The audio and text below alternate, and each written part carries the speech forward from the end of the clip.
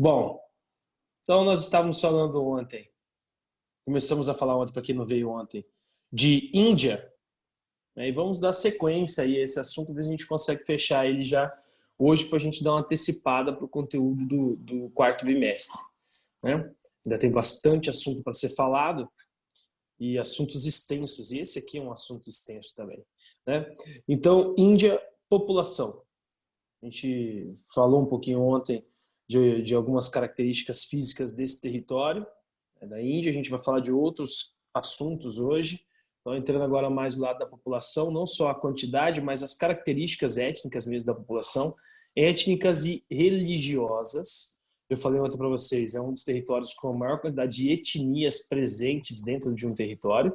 Só perde para o continente africano, né? O continente africano tem mais etnias ainda do que a Índia, tá? Mas também é uma população, um território milenar, né? Assim como a China, assim como o Japão, né? As tradições desses povos são milenares. O europeu, o primeiro contato que tem com esses indianos é a partir do século XV, aquelas buscas pelas especiarias, seria ali cravo, canela, né, pimenta do reino, seda, porcelana. Esse é o contato que a Europa busca com a Ásia nesse momento, com Índia e com China, né, encontrar essas especiarias para poder comercializar isso aí lá na Europa. É assim que vai funcionar para a gente entender, né, essa, essa aproximação da Europa com esse país asiático. No mesmo período ali, né? Aí tem o período de colonização, que é o mesmo período de colonização do continente africano, que é a partir da África, Conferência de Berlim. Aí nós já temos a Inglaterra e a França, né, inseridos em ocupações nessa área, né, na Ásia, tá? Tanto na Ásia Central, né, como também no Sudeste ali, né, que seria o Oriente Médio. Tá? Então, também inserindo e influenciando naquela área, justamente porque ele tem recursos, né? E uma área que era dominada, no primeiro momento, pelo Império Turco-Otomano, e depois a derrota do Império Turco-Otomano na Primeira Guerra Mundial, passa a ser controlado muito mais forte pela Inglaterra e pela França. Tá? Então, a Índia é a segunda maior população do planeta, a gente comentou isso ontem, só perde para a China ainda, mas a tendência é que nos próximos anos essa população ultrapasse a população chinesa, porque a China tem um controle de natalidade, ou seja, controla a quantidade de nascimentos no território. Através do quê? Através de uma lei impositória. O que é uma lei impositória? Uma lei rígida, né, imposta pelo governo. Nós estamos falando de uma ditadura na China, né? Ditadura, comunismo, tá? Presente naquele território, certo? Por mais que a gente tente não entender isso, a gente vê a China hoje como muito mais capitalista do que qualquer outra coisa, competindo com os Estados Unidos. Inclusive, ontem, o discurso da ONU, do Trump, era justamente falando sobre isso, quem acompanhou, né? Depois a China alegando que era uma democracia, né? Então, ontem a gente teve um monte de discursos distorcidos lá na ONU, que acompanhou depois, mas, de fato, a China é uma ditadura comunista e que reprime a população. Então, a gente ainda vai ver, vamos falar da China na próxima, no próximo conteúdo, e aí vocês vão entender essa conjuntura política que existe dentro da China, né? Então, esse desdobramento político da economia, né? Então, na política eles são comunistas, mas na economia eles são capitalistas, tá? Mas dessa parte do comunismo ali em cima da população, uma das coisas que eles colocaram como lei e rígida é o controle de natalidade.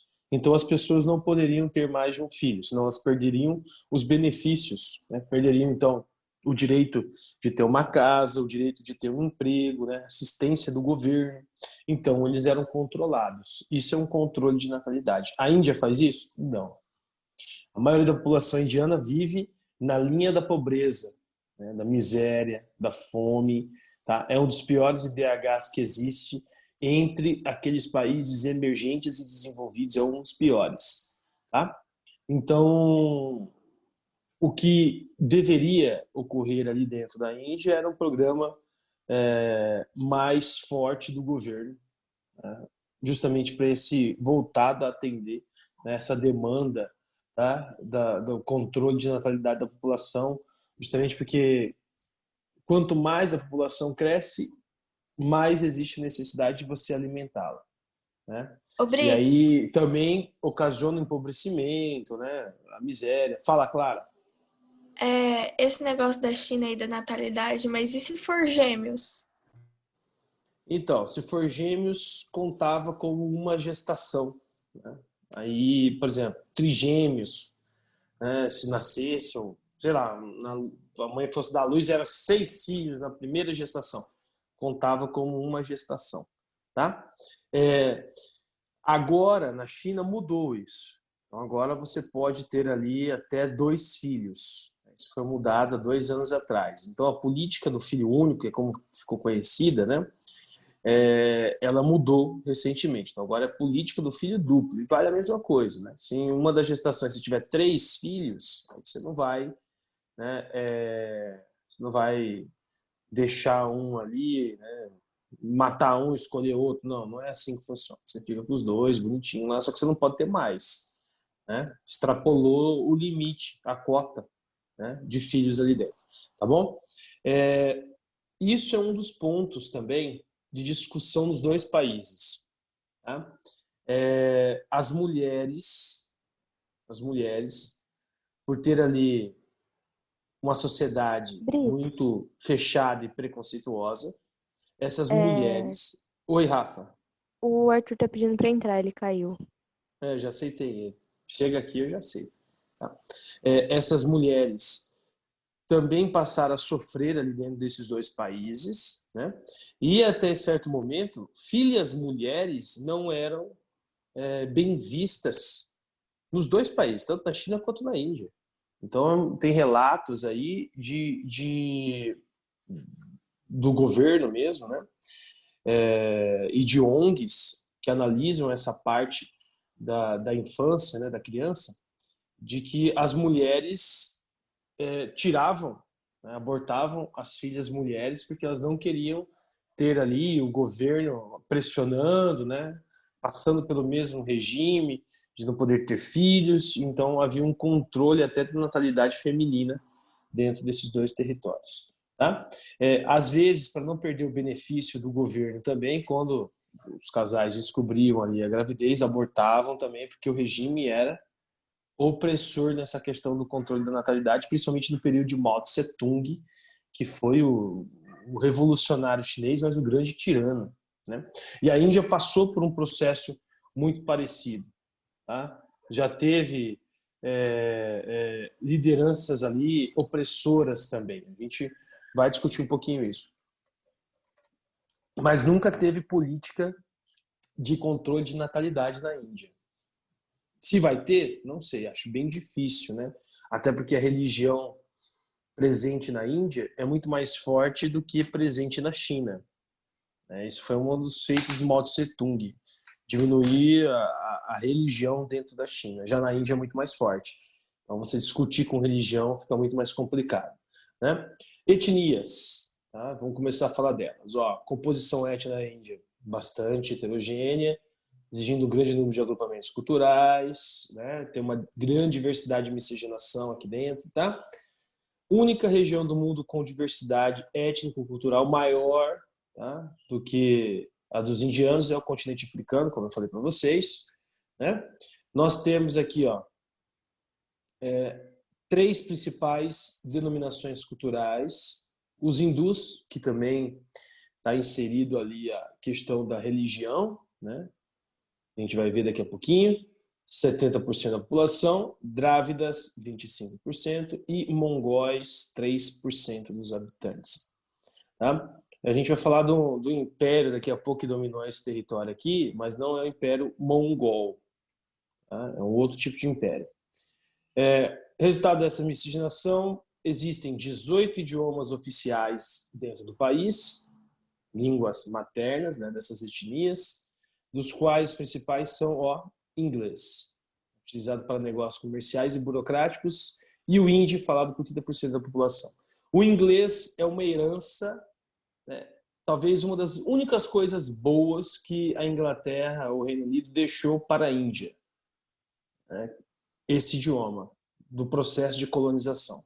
O restante foi só o quê? Só dominação, exploração de território, exploração de população, assim como fez em outras áreas, em outros países, né? Então, só o idioma inglês. Porque, de fato, isso aproximou a Índia de outros países e do comércio, né, internacional.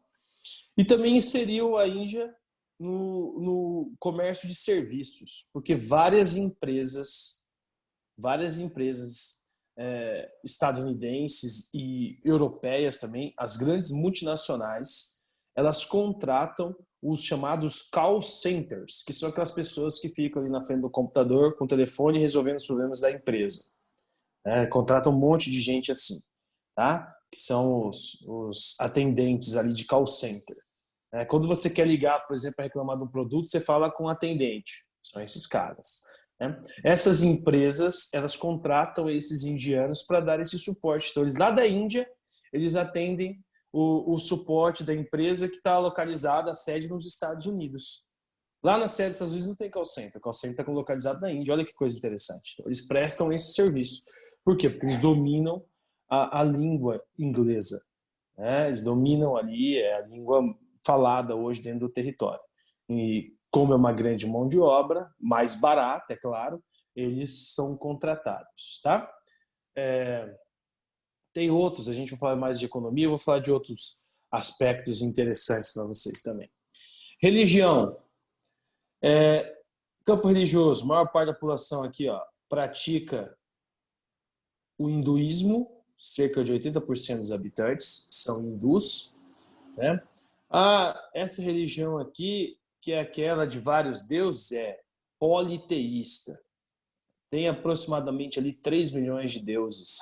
Olha que coisa louca. Tem os principais, né? Deusa Brahma, Vishnu, tá? A gente vai falar um pouquinho sobre elas, tá?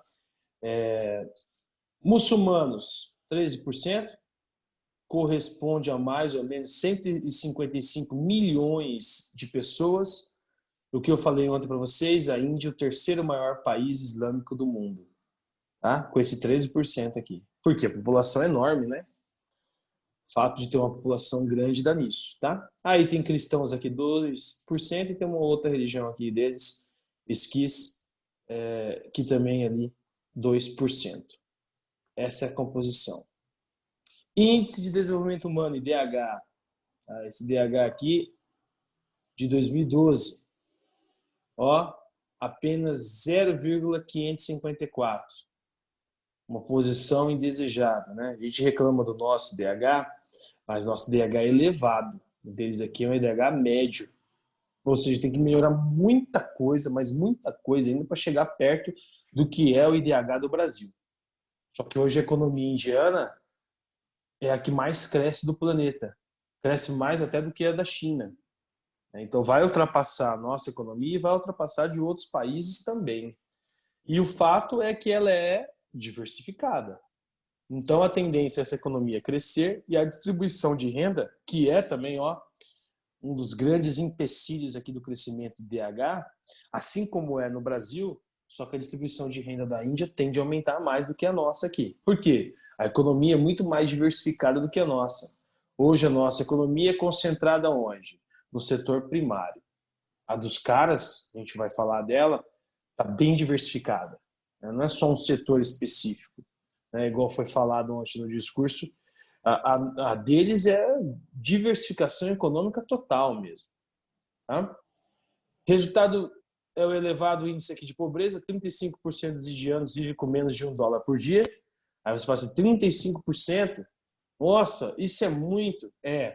Mas olha só, o Brasil bateu a marca na semana passada de 10 milhões de pessoas na pobreza extrema, sem ter o que comer. 10 milhões de pessoas hoje não têm o que comer no Brasil. E 35 milhões de pessoas estão chegando na pobreza extrema. Tá? Têm o que comer periodicamente. Os 10 milhões não têm o que comer. Os 35 milhões que eu citei têm ainda um pouquinho o que comer ali de vez em quando. Tá? Mas também já está entrando nesse contexto. Quer dizer o quê? Que a pobreza, a miséria e a fome estão aumentando no nosso país. Tá? Se eram 10 milhões, daqui a pouco vão ser 45 milhões dentro do mapa da fome. E isso, aquilo que é dentro da estatística. Tem um monte de gente que não entra, né? Porque não é entrevistado, não é procurado. Tá? Tem as pessoas, e isso é só pessoas com domicílios, hein? 45 milhões de pessoas que não têm o que comer e têm casa para morar. Tá? Porque tem ainda as pessoas que moram em condições de rua. Né? Aí vai aumentar ainda mais esses 45 milhões aqui uns dias no Brasil. Então a gente também não está muito longe dessa pobreza extrema de países mais pobres que a gente não, né? Principalmente no quesito do IDH. Significa que nosso DH para os próximos meses e anos ele vai diminuir ainda mais. Né? Expectativa de vida, 63,5 anos. Né? Tá certo? Então, 63,5 anos. Nós temos ali uma média hoje aqui no nosso país de 69, porque as mulheres vivem mais, né? E os homens vivem menos, então abaixo da nossa média. Mas essa média aí está ali dentro dos países emergentes, né? E aí nós temos 200 milhões de habitantes na Índia, pobreza crônica, pobreza extrema. São aquelas pessoas que não têm ali uma visão para o futuro de melhorar a sua condição de existência. Muito alto esse número, né? 200 milhões, muito alto esse número. Tá? Aqui, população ali, grupos etários, né, na Índia.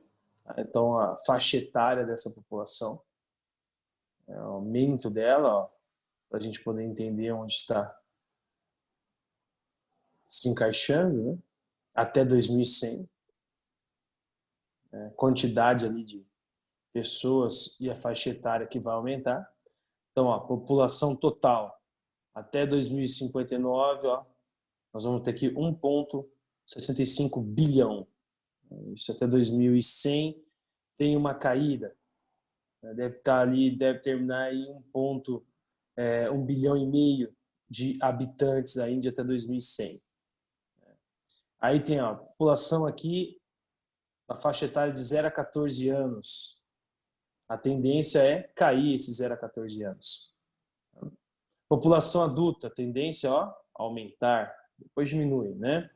População de 60 ou mais, 65 ou mais, aí de 80 ou mais, como que é baixinho. Expectativa de vida muito baixa, a gente entende dessa forma, né? Beleza? Bom, falamos de religião ali hindu, a gente tem que falar disso aqui, sistema de castas. Esse sistema de castas é um dos responsáveis pela pobreza extrema dentro da Índia. Porque, como eu disse ontem para vocês, esse sistema de castas aí, ele não permite uma ascensão social, tá? Diferente aqui do Brasil. No Brasil a gente tem pirâmide social também, né? Nós temos os caras que estão lá embaixo, né? E aí esses caras podem dar alguma coisa lá e eles ascenderem nessa pirâmide social, né? Pode ser que tenha um governo que entre, que priorize a base da pirâmide, né? Incentive ali a educação, a formação para que o cara melhore de vida, né? Aí tem a questão também da classe média, a ascensão dela. Isso o Brasil já viveu, ascensão social, né? E tem aquele cara também que da base da pirâmide, que aí pode ter a sorte ali de ganhar uma grana, né, boa, por exemplo, jogando na Mega Sena, vamos supor, e aí ele ascende, né, chega lá no topo da pirâmide. Muito difícil acontecer? Dificílimo, mas isso pode acontecer aqui no Brasil. No sistema de castas, isso não acontece, porque não tem a ver com a grana que o cara ganha, né? Tem a ver ali com a questão hereditária, né? A questão da família. Tá? Onde essa família se encaixa, tem a ver com o nome da pessoa. Tá? Então, se tem um nome nobre, você fica no topo da pirâmide. Se você não tem um nome nobre, você vai para a base da pirâmide. E isso implica na sua condição financeira, porque isso implica também nos serviços que você vai desempenhar dentro da sociedade. Então, se você está no topo, você vai desempenhar um serviço, né, ligado ao governo, um serviço que te remunera mais. É assim que funciona. Tá? Se o seu nome é importante. Agora, se o seu nome não é importante, você vai desempenhar uma função básica da sociedade. Por exemplo, limpar esgoto. É aquilo ali que o seu nome permite, limpar esgoto das ruas. Imagina limpar esgoto das ruas indianas. Você já viu as ruas indianas? A vaca está liberada, elefante, né? Os rios nem se fala. Nossa, é uma coisa de louco aquilo ali. Mas é assim que funciona. Não tem ascensão social seguindo essa ideia religiosa. O governo não reconhece mais o sistema de castas, mas ele continua existindo. Tá? Muita gente na Índia segue esse sistema. Beleza? Vamos entender então. Olha lá. Divisão da sociedade em castas é determinada a partir da hereditariedade. Então, é hereditário. Passado da família para os filhos, e os filhos vão passando para os filhos, assim vai. Né? Isso desde lá do começo dessa religião dentro da sociedade indiana. As castas se definem de acordo com a posição social que determinadas famílias hindus ocupam, né? Fator que estabelece um tipo de hierarquia social marcada por privilégios e deveres. Então a galera que está lá em cima tem muito privilégio, tem dever também, mas tem muito privilégio. A galera que está lá embaixo tem mais dever do que privilégios, tá? Em um primeiro momento existiam somente 4 tipos de castas na Índia, que eram essas 4 que vem na sequência aqui, ó. Brahmanes, composta pelos sacerdotes. Na mitologia do sistema de castas, o deus Brahma, né? Uns entendem como a deusa, outros trazem como o deus. Vamos trabalhar como Deus. O deus Brahma, tá? Ele teria dado origem a essas 4 castas, ou seja, a sociedade hindu. Tá? Então, os Brahmanes saíram da boca do deus Brahma. Os Kshatriyas dos seus braços. Os Vaishyas das suas pernas. Tá? E os Sudras dos seus pés. Então a gente já entendeu, né? Qual é a casta mais alta e qual é a casta mais baixa. Aqueles que saíram da boca é a mais alta. Os que saíram dos pés é a mais baixa, os mais próximos ali da impureza. Tá? E ainda tem aqueles que não são de casta nenhuma, que a gente vai falar. Beleza? Então aqui, Brahmanes, composto ali por sacerdotes, então, aqueles que estão no topo da pirâmide. Os Kshatriyas, formado por militares, saíram dos braços, né? São os guerreiros da religião hindu. Os Vaishyas, constituídos ali por fazendeiros e comerciantes, saíram das pernas do deus. E os Sudras, esses aqui, pessoas que deveriam servir as castas superiores. Então, os Sudras servem os Vaishyas, os Kshatriyas e os Brahmanes. Eles são os inferiores, mas estão dentro do sistema de castas, porque ainda tem o pior, aqueles que não fazem parte de nenhuma casta, porque no passado a família cometeu alguma coisa contra a religião ou praticou um ato que a religião discriminou. Esses caras perderam o direito de fazer parte do sistema de castas, então o nome deles não está inserido nesse sistema. Esses caras também recebem, tá, um nome: párias ou intocáveis, ou impuros. Então esses caras não fazem parte de sistema nenhum, de nenhuma das castas. Não estão inseridos. Quem assistiu aquela novela da Globo que passou um tempo atrás, que falava lá da Índia, sabe lá, né? Um menino foi adotado, ele era um intocável. Tá? Então, intocável porque não tinha casta nenhuma, ele não poderia se relacionar com ninguém de outra casta. E é assim que funciona. Então, extremamente, um sistema que segrega, né? Um sistema que separa, tá? Então, você já tem ali a condição de pobreza, miséria, fome, a má distribuição do governo, e ainda você tem um sistema religioso que faz uma segregação social. Ou seja, tudo para poder atrapalhar o crescimento desse país. Tá?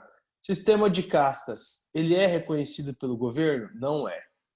Nós vamos falar disso. Atualmente existem cerca de 3.000 castas distintas na Índia.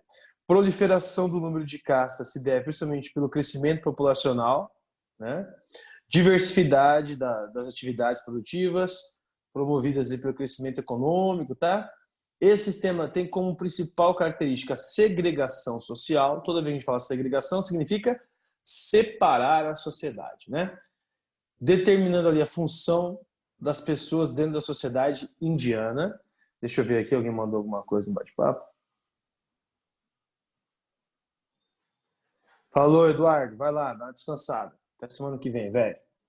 Essa segregação aqui, ó, resulta em desigualdade social, né, explicada ali, tá, o que explica ali o fato, né, dessas castas superiores e de tamanha desigualdade, pobreza e miséria dentro do país, né? Olha lá, o governo indiano, o sistema de casta não existe mais no país, mas o governo não consegue, né, fiscalizar, tá? E também não dá para admitir que esse sistema não funciona, porque a religião é algo que está intrínseco dentro da sociedade de qualquer país. Se a gente chegar aqui hoje e falar assim, o Brasil não é mais cristão, isso não vai acontecer. Vai continuar sendo e vai ser por muito tempo. A tendência é que isso nunca mude, porque isso está enraizado dentro da sociedade brasileira, o cristianismo. Essa religião ficou enraizada. E tem 2 segmentos religiosos muito importantes dentro do Brasil que seguem o cristianismo. O catolicismo e o protestantismo também, eles estão aqui, né? Ou algo parecido com o protestantismo, eu não encaixo, mas vamos pôr assim, eles estão inseridos aqui dentro da sociedade brasileira. Então, você modificar esse padrão é muito difícil, assim como é muito difícil também dentro da Índia, com uma população desse tamanho. Tá? Mais difícil ainda. Esse esqueminha aqui mostra pra gente, então, o que seriam aí, né? Ou da onde teriam saído dentro da mitologia, porque essas histórias religiosas aqui para a geografia a gente trata como fatos, né? Mitologias ali, como entendimentos. E assim vale para todas as religiões, porque todas têm livros sagrados que contam ali fatos que distorcem a realidade, né? Bichos, animais que viveram mais de 500 anos, um que fala, um cidadão que viveu 1 milhão de anos, e assim vai, né? Então a gente tem que entender dessa forma, algo que é improvável para a sociedade contemporânea, né? Então esse Deus aí, o Deus Brahma, ele vai dando origem a essas castas, tá? Então lá da cabeça, da boca, saíram os Brahmanes, os sacerdotes, né? Representava a classe mais elevada da sociedade, certo? Então, a classe mais elevada são os Brahmanes. Aí os Kshatriyas, os guerreiros, poder político, saíram dos braços do Deus. Os Vaishyas saíram das pernas, comerciantes, camponeses, artesãos. E os Sudras são os servos. E o solo onde o Deus pisa, olha só, o solo onde o Deus pisa, nós temos os párias, os impuros, aqueles que são marginalizados pela sociedade. Se isso não comete segregação, eu não sei o que comete mais. Mas a religião deles tem que ser respeitada, né? Essa outra imagem aqui também, depois vocês vão poder pegar essa aula aí para poder ter. Castas indianas, ó, brahmanes da cabeça, né? Sacerdotes, letrados, tá? Que têm o conhecimento.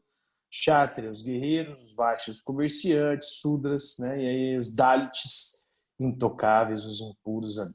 Beleza?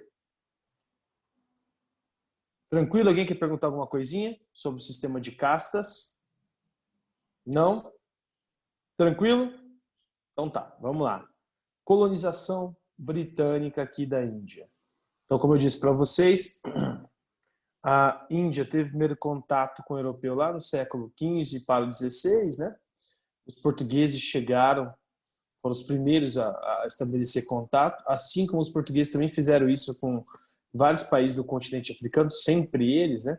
Abrindo o caminho para nações piores até que os portugueses, né? Piores que eu digo assim, no critério de saqueamento, que é o termo correto, né? Apropriação de um território que não era deles e saqueando os recursos naturais. Então, piores até que os portugueses. Então, ingleses, franceses, holandeses, que foram adentrando nesses territórios depois que os portugueses já tinham feito ali feitorias, né? Chamadas feitorias. São os portos para poder escoar dali os produtos. Então, os portugueses foram os primeiros a chegar e construir um porto. esse porto fazia o escoamento daquilo que os portugueses queriam da Índia, como cravo, canela, pimenta do reino, né, chamadas especiarias para poder comercializar na Europa. Tá? Depois os portugueses vieram, os holandeses, os franceses, os britânicos, todos eles com escolas navais, né, com companhias também. A Holanda tinha sua companhia, Companhia Holandesa das Índias Orientais. A França também tinha a sua. A Inglaterra também tinha, né, Companhia Britânica das Índias Orientais. Isso é bem interessante, né? Todos eles tinham sua companhia, um mais fortes, outro mais fracos, né? Mas tendo elas, tá? E depois há ali, principalmente por parte da Inglaterra, há um momento em que essa companhia, que é privada, e essa administração é mista, junto com o reino, essa companhia ela se enfraquece e aí fica só o reino da Inglaterra, do Reino Unido, né? Só a rainha, ou rei, no caso, dominando aquela região. Então, até a propriedade privada sai da dominação, porque tinha uma administração mista, e fica só o Reino Unido dominando aí a Índia. Tá? Os primeiros navios britânicos chegaram à Índia em 1612, século XVII, né? Esses navios eram da Companhia Inglesa das Índias Orientais, estabeleceram feitorias no litoral indiano e uma administração mista, né, com o governo do Reino Unido, governo monárquico, tá? Nessas feitorias eram feitas trocas comerciais, produtos indianos com manufaturados da Grã-Bretanha, do Reino Unido ali, tá? Então, ó, seda, algodão, especiarias. Esses manufaturados já eram industriais? Não. Período de indústria no Reino Unido, 1750 em diante. Significa que esses manufaturados eram feitos pelos artesãos, né, comercializados ali, trocados com os indianos. Presta atenção nisso que eu vou falar ali embaixo. Ó. Na época, quem governava a maior parte da Índia era o Império Mogol. Mogol, não mongol do Gengis Khan, né? Muita gente confunde. Tá? Mogol, que é uma etnia que ainda existe dentro da Índia, bem pequeno, mas ainda existe. Tá? Essa etnia mogol que está aí, ela era descendente do Império, né, muçulmano que chegou também na Índia. Por isso que a gente tem 13% de muçulmanos na Índia. Porque o Império lá, o exército de Maomé, chegou nessa área. Tá? E aí vocês vão ver que depois da independência da Índia, em 1947, uma parte do território é desmembrado e todo esse território é muçulmano. Você pega ali o oeste da Índia, é composto por muçulmanos, tá? Devido à entrada desse império, o império do Maomé aí na região, né? E a galera seguiu por ter uma outra religião, tá? Revolução Industrial. Então, as indústrias de tecelagens britânicas passavam a exportar tecidos para a Índia. Durante muito tempo, olha só, esqueci de falar aqui, o que eles buscavam na Índia era seda, algodão e especiarias. Especiarias para pôr nas comidas, né, nos alimentos. Vocês sabem, para conservar mais, né, porque se perdia muito alimento na Europa. Algodão e seda, ou seja, tecido. A Índia fornecia tecido para a Europa. Durante muito tempo foi assim. A partir da industrialização do Reino Unido, né, o britânico, a inglesa, a partir do século XVIII, então 1750, isso inverteu. Então a Índia, que era um país exportador de tecido, passou a ser um país comprador de tecido. E parou de produzir ali, né, roupas, tecidos, tá? Porque a Inglaterra tinha que vender, né? Então tinha que vender ali para sua área de colônia. E como eu disse ontem para vocês, a Índia passa a ser uma joia, a joia da rainha, assim que ela era tratada. Então a influência inglesa dentro da Índia é muito forte. Não consegue influenciar em outros quesitos, né, como cultural e religioso, tá? Mas economicamente isso consegue. E no idioma nem se fala, né? Consegue também, tá? Então lá, a exportação era feita por intermédio da Companhia Inglesa das Índias Orientais, o que significou uma invasão de produtos britânicos no mercado indiano. Então eles extraíam matéria-prima da Índia e produziam essa matéria-prima lá na Inglaterra e depois comercializavam o produto industrializado ali com eles, né, com os indianos. E aí tem um outro comércio, que a hora que a gente for falar da China, eu vou falar disso com vocês. Eles foram para a Índia, e lá na Índia, na região Índia, o que hoje é Paquistão, né, e também ao norte, eles encontraram uma espécie vegetal que eles extraíam dessa espécie ali substâncias que formavam um alucinógeno que era muito bem visto na China. E era uma outra área que eles dominavam. Então eles tiravam da Índia esse alucinógeno, produziam ele e mandavam para a China para ser comercializado lá. Tá? E aí vocês vão ver, quando a gente for falar da China, de uma guerra, isso virou uma guerra, que foi a Guerra do Ópio. Então o ópio era extraído da Índia, comercializado na China, mas proibido de ser comercializado na Inglaterra. Por quê? Porque era uma droga. O ópio deixava a galera doidona. Então eles comercializavam com a China, que era uma forma de ganhar, né? Então acumulavam capital desse comércio, mas não comercializavam dentro do seu próprio país. Olha que interessante que a Inglaterra fazia também. Mais para frente a gente vai tocar mais nesse assunto, tá? Então a Índia passou a ser uma fornecedora de matéria-prima e importadora de produtos industrializados ingleses, né? Aí tem aqui, ó, parte do algodão que servia de matéria-prima para os produtos e indústrias de tecelagem britânicas vinha da própria Índia, que é onde eles faziam, né, os seus tecidos. Tá? A maioria das tecelagens indianas faliu. Nelas ali, a produção ainda era feita de forma artesanal, incapaz de concorrer com os produtos industrializados vindos da Grã-Bretanha. Então era como se fosse a entrada ali de multinacionais e competindo com as empresas nacionais. Então elas não aguentam, né? Vão falindo. Tá? E aí aumenta a quantidade de famílias e pessoas na condição de miséria e pobreza extrema. Então isso, a partir do século XVII, né, fica muito mais forte. Então a dominação inglesa do século XVII até metade do século XX. Os ingleses só saem da Índia em 1947. Então vocês têm ali 200 anos, né, um pouquinho mais, de influência inglesa, tá? Maciça influência inglesa dentro desse território. Revolta dos cipaios é um ponto interessante para a gente falar, que são ali os soldados indianos se revoltando contra esse domínio inglês, né?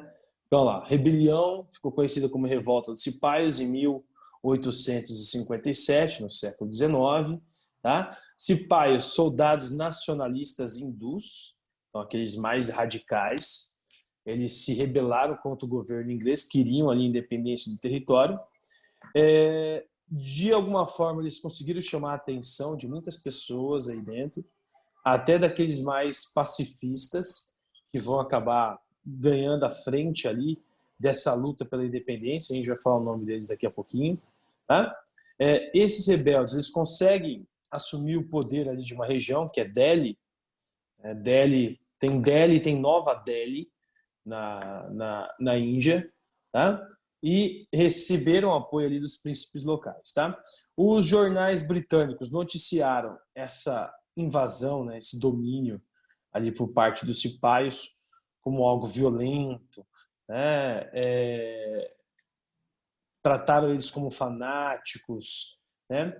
E aí isso na Inglaterra, né? O que de certa forma iria justificar uma ação, um contra-ataque inglês para dominar esses cipaios. E é isso que acontece, né? Então eles mostram para o mundo o que eram esses caras, para o mundo deles, né? O mundo desenvolvido deles. A população acaba comprando essa ideia, porque não conhece a Índia, boa parte da população inglesa nunca tinha ido para a Índia. E aí eles, bem armados, com um exército bem armado, estruturado, acaba dizimando esses cipaios e tomando de volta a região de Delhi. E depois disso, aí a dominação inglesa foi ainda mais forte, né? Justamente para poder sufocar e reprimir novos grupos rebeldes que fossem surgindo, tá? Aí é que surge esse cara aqui, que eu tinha comentado com vocês em algumas aulas anteriores, que eu falei dele, quando a gente falou de África do Sul, porque ele viveu um período lá, então ele conheceu o apartheid, né? Esse cara, Mahatma Gandhi. Mahatma não é o nome dele, tá? Mahatma significa grande alma em hindu, né? Então esse cara aqui, ó, ativista indiano que contribuiu para a independência da Índia e participou da luta contra o fim do colonialismo inglês. Esse ponto aí do fim do colonialismo inglês é interessante porque esse cara, ele é líder de uma revolução, mas de uma revolução pacífica. Ele nunca pegou em uma arma. Ele não fazia parte de guerrilha. E aqueles que andavam com ele também não. Então era uma resistência pacífica. Ah, tem como ser uma resistência pacífica a um governo opressor, ditador? Claro que tem. Claro que tem. É a tal da desobediência civil. É o que ele fazia. Então ele movimentava a galera para não comprar produto inglês. E isso ia quebrando a economia. Então você tem milhões de pessoas dentro de um território que não compram seu produto. E você produz lá na Europa para vender para eles. Mas eles não querem comprar. Então você vai quebrando, vai minando a economia dos caras. É o que ele faz aqui. Tá? Forma de manifestação pacífica, o movimento de resistência sem violência representa Satyagraha, termo que Gandhi usou para nomear filosofia que o tornou conhecido mundialmente.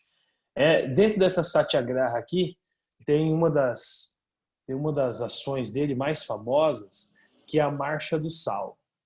A Inglaterra dominou ali a área da Índia e começou a extrair o sal e comercializar para a população. Era uma forma da Inglaterra acumular.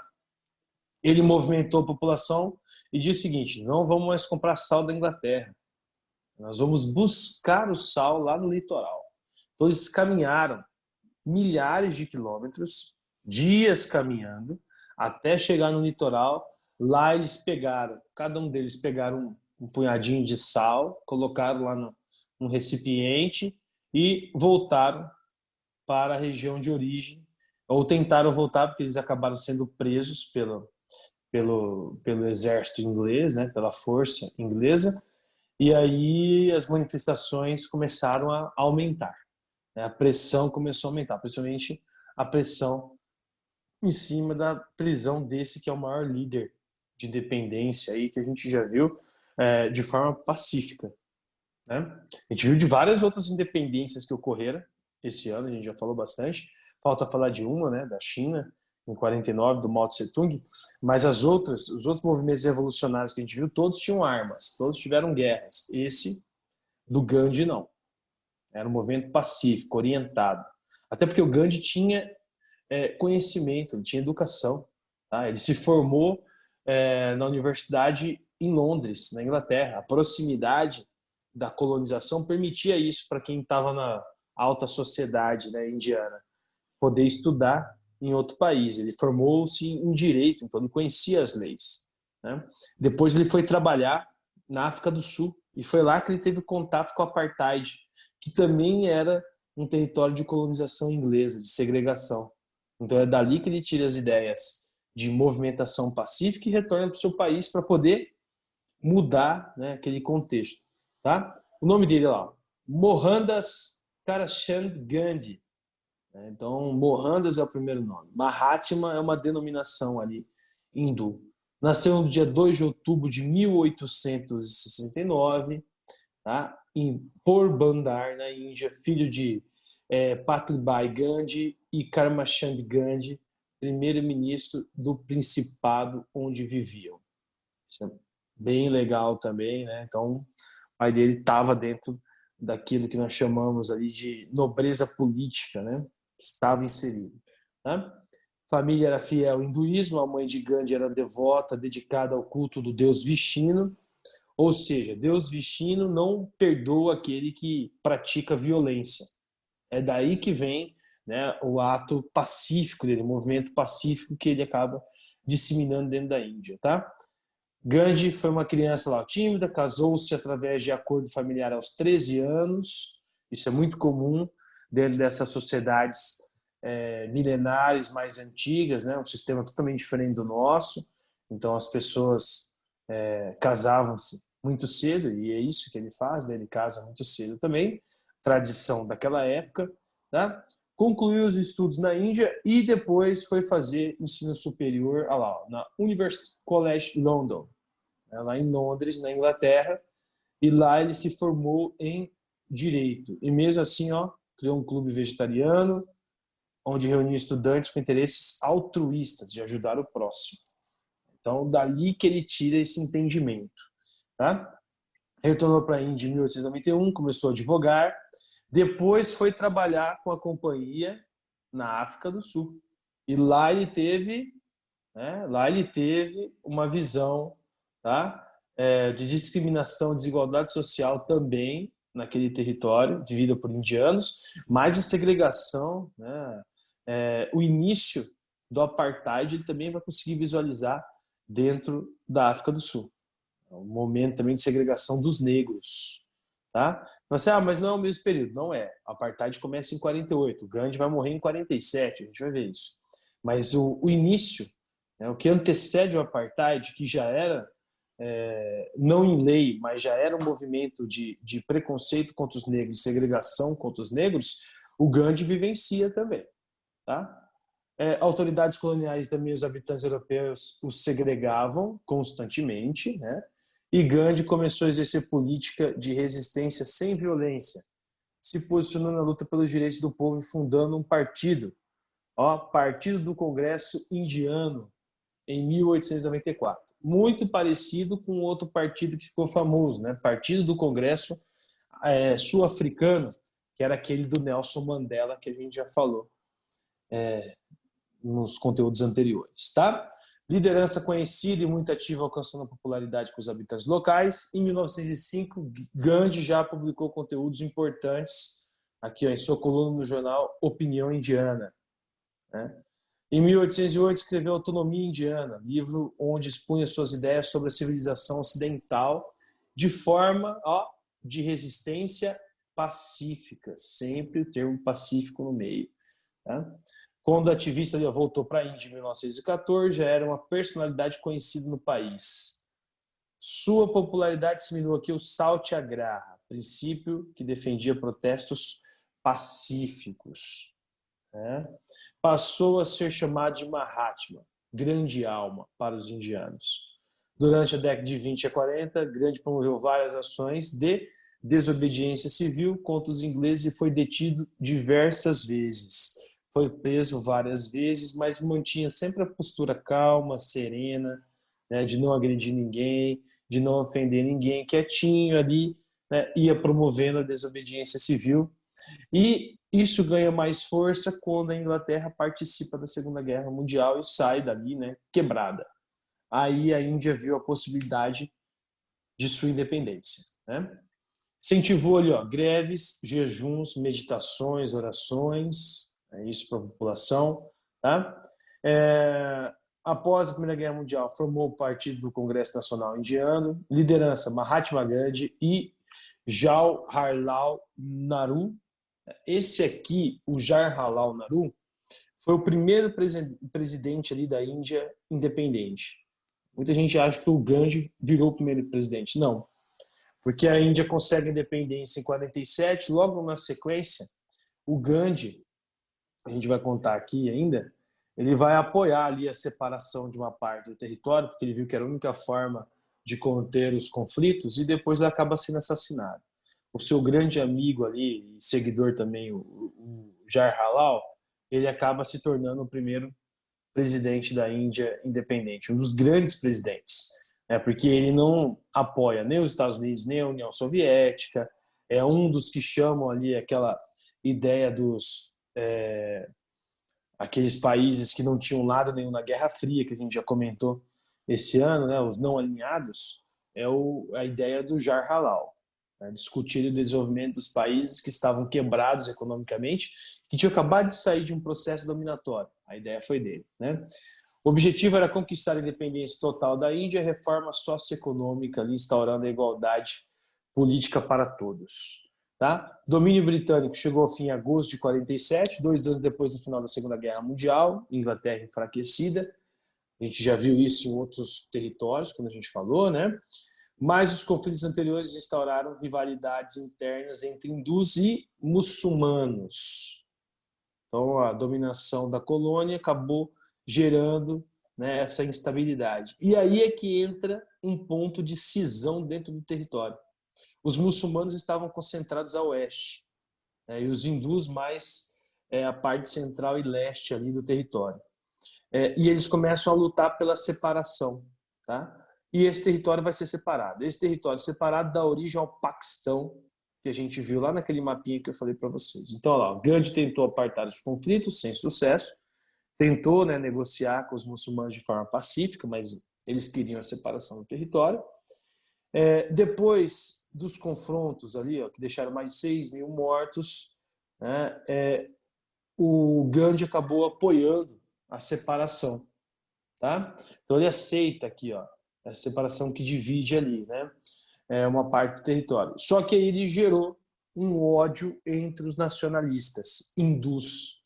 Então esses nacionalistas hindus, os mais radicais do hinduísmo, aquilo que eu falei para vocês, a religião pode ser mais pacífica que for, ela também pode ter ali movimentos, né, fundamentalistas. Esses movimentos fundamentalistas são radicais, são extremistas. Então, em algum momento, eles vão praticar alguma coisa ali contrária ao movimento religioso. Então, a gente tem fundamentalismo no cristianismo, no islamismo, né, no judaísmo, tem também no hinduísmo. Então, a gente fala, nossa, no hinduísmo, que a prática é meditação, oração, né, uma religião teoricamente ali mais pacífica, mas tem fundamentalismo. E, inclusive, ele vai ser assassinado por um desses fundamentalistas aqui, nacionalistas hindus, que não aceitaram a posição dele, né? A posição dele de que o mais correto seria separação para parar o conflito. Tá? No dia 30 de janeiro de 48, o ativistas sofreu um ataque em Nova Delhi e foi ali, ó, fatalmente atingido pelos disparos, tá? Por um hindu radical que responsabilizava o Gandhi pela separação entre Índia e Paquistão. Ainda ganhou ali a responsabilidade por isso, algo que ele não tinha nada a ver. Então, os caras, a ignorância acabou matando um cara que tinha uma importância muito grande para o mundo todo, né? O assassino foi preso, executado em 49, o corpo de Gandhi foi cremado, suas cinzas foram jogadas nesse rio aqui, ó, Rio Ganges, que é o rio considerado sagrado para os hindus. Quem tiver curiosidade, depois põe aí no Google imagens Rio Ganges. Queria muito que vocês vissem essas imagens, tá? Para vocês entenderem o quanto esse rio é sagrado para essa religião. Lá são praticados vários atos religiosos, tá? E eu não vou dar spoiler aqui, não. Quero muito mesmo. Vou até deixar isso como atividade hoje. Imagens, colocar lá no Google. Imagens, Rio Ganges. Quem quiser ver um videozinho também do Rio Ganges. Quem estiver aí acompanhando a aula e quiser olhar agora no computador, pode olhar. E depois me fala o que foi que apareceu. Para a gente poder discutir aqui no final da aula. Pode pôr aí agora. Põe aí. Imagens Rio Ganges. Ganges. Pode pôr. E me fala. Marcha do Sal, isso aqui fez parte também, tá, de uma dessas ações de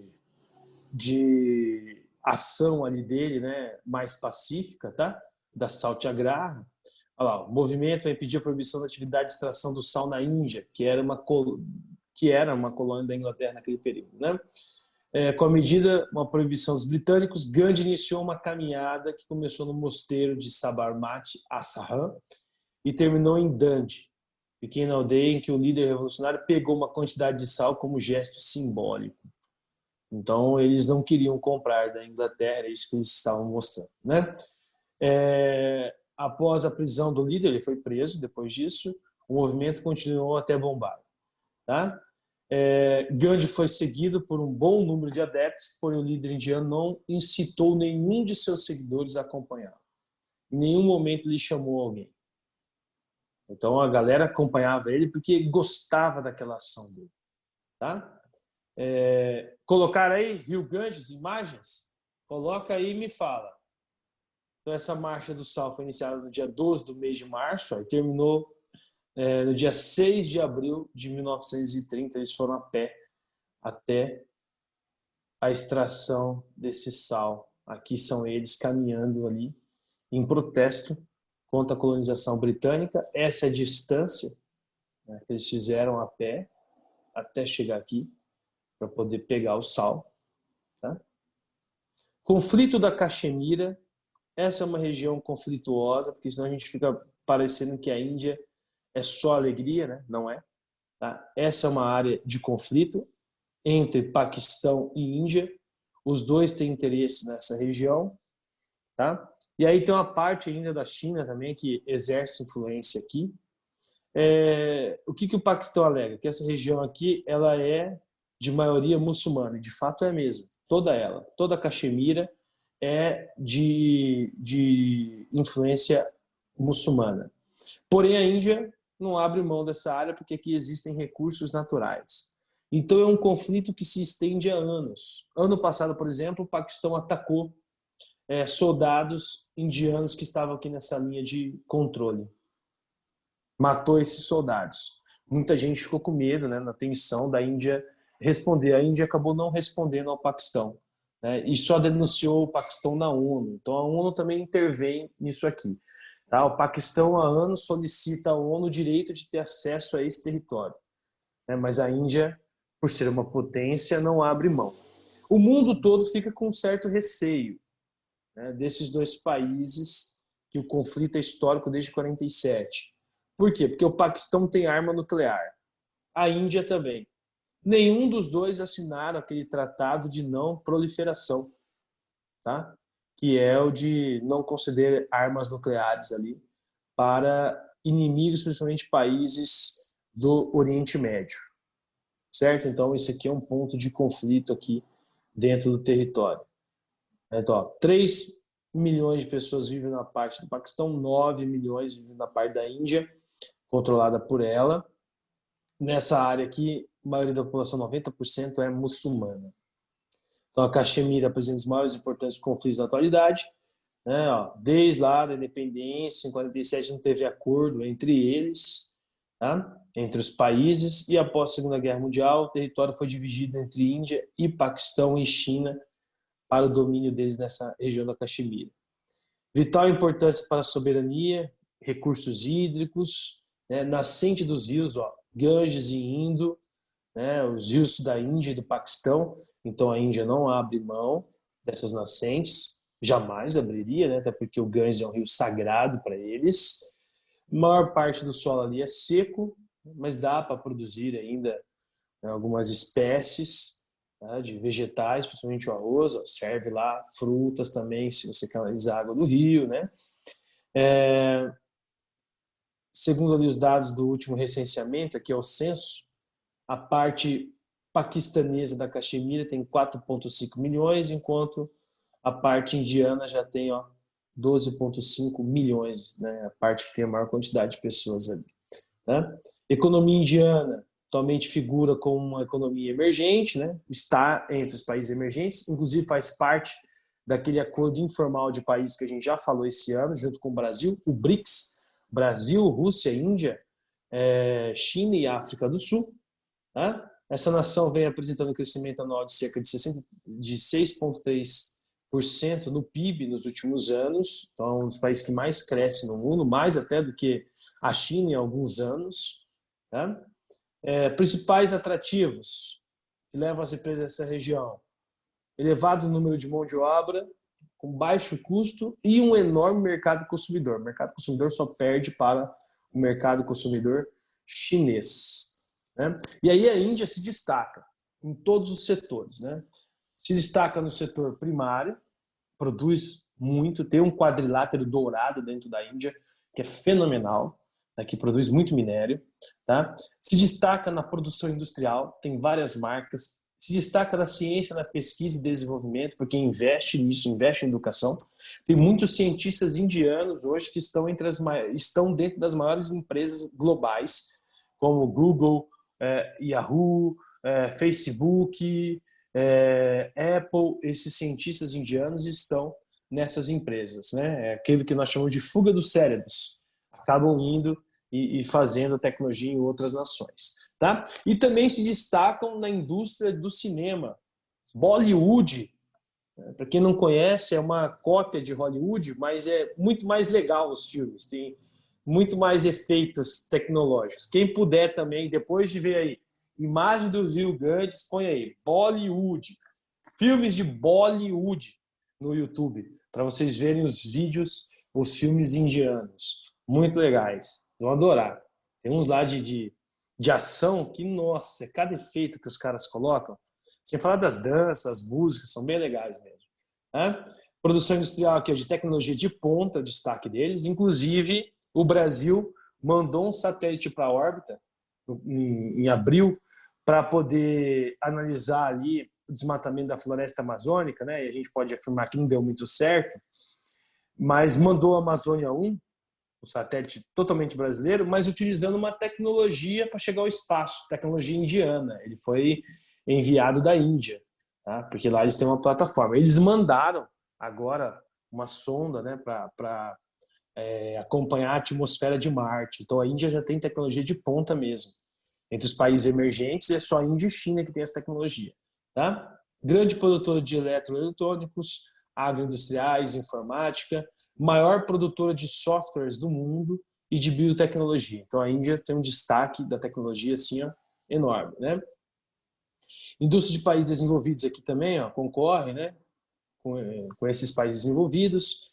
Indústria de base, eles também possuem têxtil, siderúrgica e química, tá? Crescimento econômico da Índia, né, foi barrado em algumas questões envolvendo ali conflitos com o Paquistão. Na década de 90 teve uma crise na Ásia, mas depois disso o acordo que fez com os países emergentes, a Índia só cresceu, né? Então aqui, ó, a economia indiana nos últimos anos, de 2007 até 2015, com economias emergentes, comparada com as economias emergentes e comparada também com o mundo. Olha como que a economia indiana está sempre acima desses três. Esse aqui é o PIB, ó, de 2007 a 2015, né, os últimos anos. E essa projeção aqui, ó, realizada pelo FMI, tá? Então, Fundo Monetário Internacional, fonte segura. Os setores aqui da Índia comparado aos setores da China. Já estamos fechando aí, né? Agricultura maior que a agricultura chinesa, né? Indústria menor, a China tem uma indústria muito maior, mas o setor de serviços da Índia é maior que o chinês, principalmente porque entra aquela questão lá dos call centers que eu falei para vocês, as empresas, né? O atendimento a elas, tá? Então a Índia atende muito mais, até porque o idioma falado na Índia é o inglês, então tem essa necessidade ali. PIB da Índia, ó, de 2016 até 2018. Então, ó, crescimento. Então, pega de 2008 a 2017, né? O crescimento do PIB.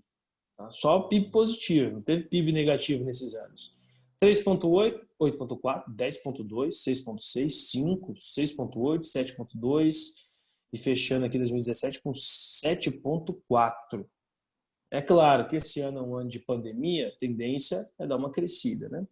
No que ainda precisa melhorar? PIB per capita, distribuição de renda. A distribuição de renda, ó, a do Brasil, quando a gente olha isso aqui, né, tem um PIB ali maior, PIB per capita, que aí você pega tudo aquilo que a população produziu, né, e distribui, divide por ela. É claro que isso também está errado, porque aí a gente tem que analisar o coeficiente de Gini para ver se está tendo essa distribuição.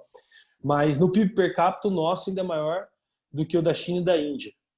Projeção, levando em consideração população, produto interno bruto, a nossa população é menor, né? Mas a nossa ainda está maior que a deles. Da Índia é mais baixo do que o da China ainda, né?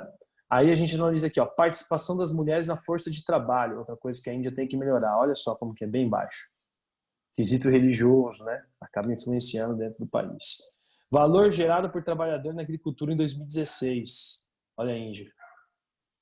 Significa que a agricultura indiana paga muito pouco, né, para esse trabalhador rural, tá? Olha o Brasil, né? Mas aqui tem um outro aspecto, mecanização do campo, né? Olha os Estados Unidos, paga-se muito bem para esse trabalhador, né? Fechamos, vou fazer a chamada. Alguém quer perguntar alguma coisa? Colocaram aí o que eu falei? Imagem do Sim. Rio Ganges? Colocou? E aí? Coloquei. O que achou? Mais poluído do mundo. Oh, é muito legal, cara. Quem não colocou, coloca aí, dá uma olhada, pô. Vocês vão ver, vocês vão gostar. Muito. Além de ser o mais poluído, a galera faz várias práticas, né, rituais religiosos, né, nesse rio. Por exemplo, eles lavam a vaca é um animal sagrado na Índia, né? Por exemplo, lá o McDonald's, a carne do McDonald's não é de vaca. Não sei se vocês sabem disso. É de cabra, não pode ser de vaca, porque a vaca é sagrada para a religião hindu. Então eles fazem lá a carne de de cabra, de ovelha, né? São os dois tipos de carne que são servidas lá para poder atender a demanda, para poder vender o produto lá. Interessante, né? Poucas pessoas sabiam disso. Então eles têm essas práticas. Além disso, o funeral da religião hindu é no Rio Ganges. Então quando a pessoa morre, ela vai, fazem lá a cerimônia, colocam o corpo do indivíduo em posição fetal, né? E aí jogam no Rio Ganges. É como se fosse ali um momento de separação da parte física do corpo da alma. Essa é a ideia dos hindus com o Rio Ganges. Também tomam água do rio, mesmo sendo poluído, tem toda essa questão, né? Colocar aí Bollywood, depois põe Bollywood aí, para ver os vídeos de Bollywood. Cara, vocês vão se apaixonar. Ana Letícia, está presente? Não, né? Antônio Fabre, está presente? Não, também. Rapidão a chamada, senão não vai dar tempo, hein, galera? Rapidão. Pra gente encerrar. Aristides. Arthur Everling. Tchau. Tchau, querido. Ó, capítulo 23, quarto bimestre, tá? Então tem que me mandar até o 22. Não manda o 23 agora, não. Deixa pra mandar quando eu pedir. Clara Godoy. Tchau, Brits. Tchau, querida. Manda as atividades lá. Você só falta um capítulo, né? Conrado Eu não Moretovski. tô aqui. Ô, Conradão, olha aí depois, vídeos de Bollywood. Depois você me fala na próxima aula. Os filmes. Põe filmes de Bollywood. Filmes de Bollywood. Isabela Emília. Não, né? Ítalo. Não. João Roberto Dominguinhos. João Opa, Pedro. João Pedro Dominguinhos está aí. Beleza, João. Beleza, JP. JP.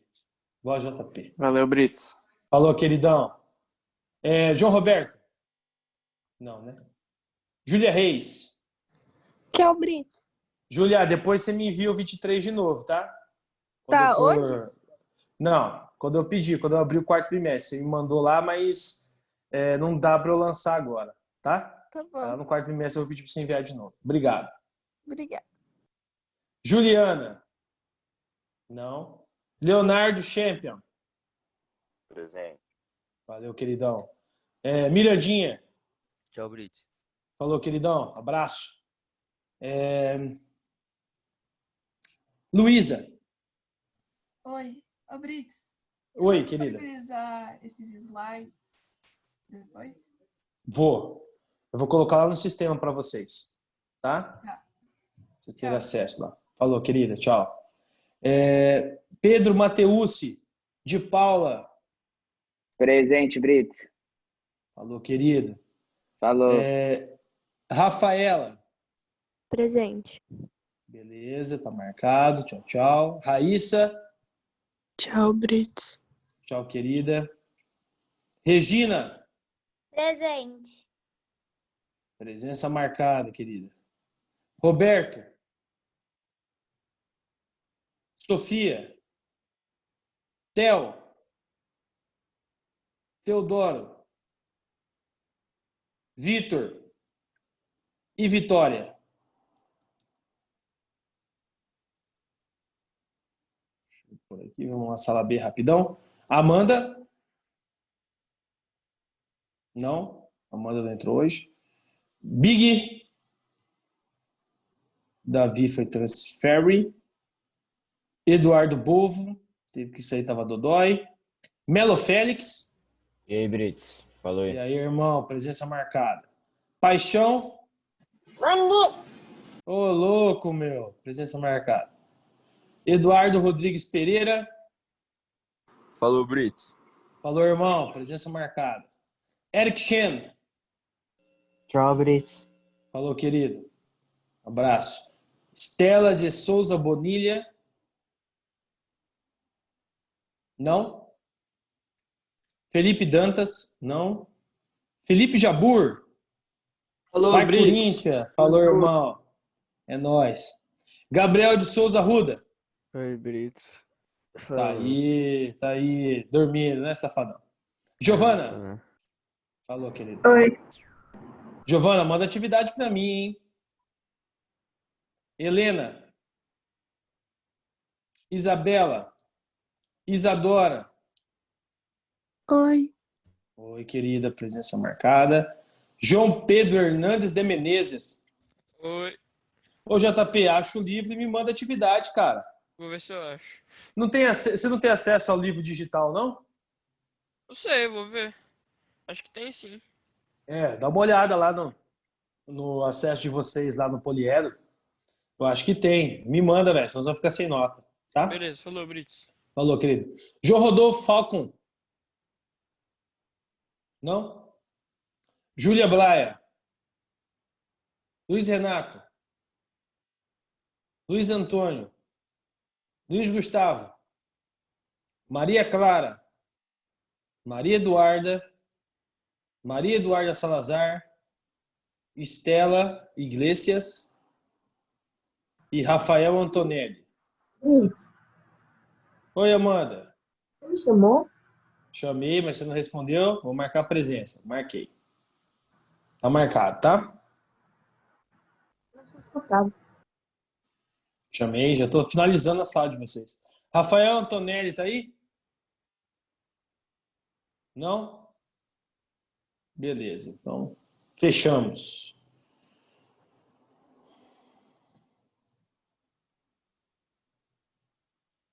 Vou encerrar aqui.